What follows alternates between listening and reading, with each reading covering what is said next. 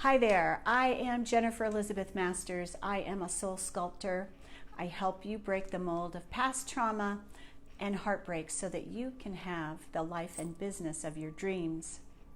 You know, there was a time when I didn't want anyone to see who I was. I faked it. I faked it for my mother. I faked it for my dad. I faked it for my partners, my boyfriends, my husbands.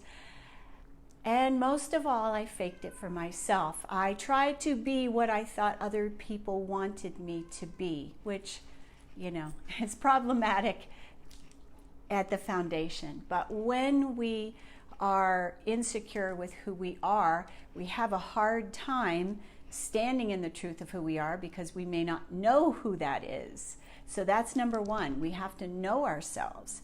And, you know, although this is a very interesting component of self-esteem, most people run away from who they are. They run away from the truth of who they are. They run away from their power. They run away from their strength, and and they may run away from their gifts.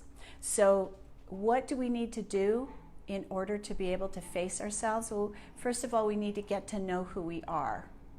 That is important. We need to know who we are. We need to know what we believe in, what we stand for, and we have to be true to who that is. We have to be authentic.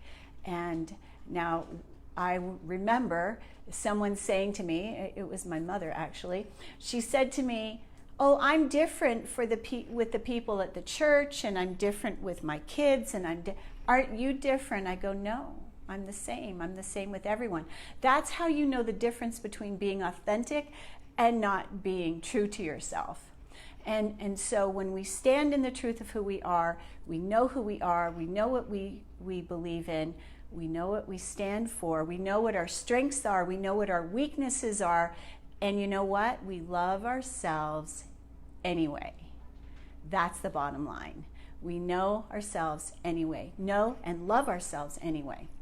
And so being able to face ourselves, being able to look at ourselves in the mirror, we need to show up. We need to be on time. We need to say what we mean and mean what we say. You know, being true to ourselves, being the best us that we can be. All right, let me see if we got some comments here. So I appreciate you being here. Thank you so much for watching. And what I will tell you is that the more honest that we can be with ourselves, the more true to who we are. We don't have to fake it. Just be the best you that you can be.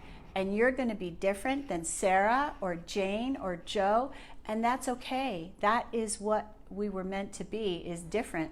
And so be who you are, however different. Glow and sparkle and be your brilliance in that truth and authenticity. You just be the best you and sparkle and enjoy, and don't worry about how other people react. I know I have been around people who they want me to dim my light because they can't be in my presence and feel good about themselves. So we cannot be dimming our light to make others feel better about themselves. That's not what we're here to do. "I'm true to myself," says Star, "but I don't share my beliefs with some here in the Bible Belt." Well, you know, you have to stay safe, for sure. And so you have to know when to share your beliefs. I mean, I have some personal beliefs about things that I don't share. And that's okay. It doesn't mean that I'm not being true to myself. It's just I witness who I'm with and whether it's safe to do so or not. And so as long as you know who you are, you know what you stand for, and that you stay true to those tenets of yourself. So here I'm going to recap the best things to do. Get to know who you are. Get to know what you stand for.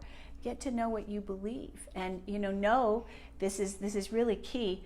Our beliefs can change. Maybe you believed in space aliens back, when you were in your 20s and now you don't, or maybe you believed that eating chocolate every day was something that would be beneficial, and after putting on 20 pounds, you've decided, I'm going to keep the chocolate to a minimum. So whatever it is, our beliefs can change over time, but our beliefs are not necessarily static, and they're not who we are.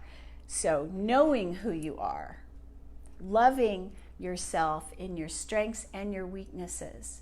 It's not that we're trying to cut off those things. That we all have strengths and weaknesses. And I remember somebody getting quite perturbed with me because I was lovingly embracing my weaknesses, and it's best to not hate who you are, and know that we all have those things that are strong and some that are not. And we're constantly working on ourselves to better ourselves. We're reading books, we're growing, we're evolving on a daily basis.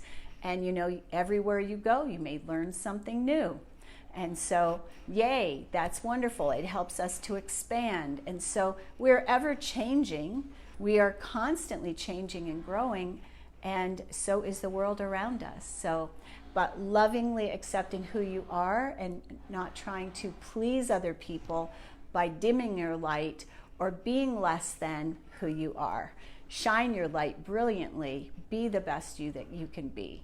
I'm Jennifer Elizabeth Masters. Thank you so much for watching. And if this helped you in any way, share it with your friends. Share it on your page. And I'm sending you a huge energetic hug today. Mwah! Much love. Thanks for being here. And post your questions below. I will be sure to answer them in my next video.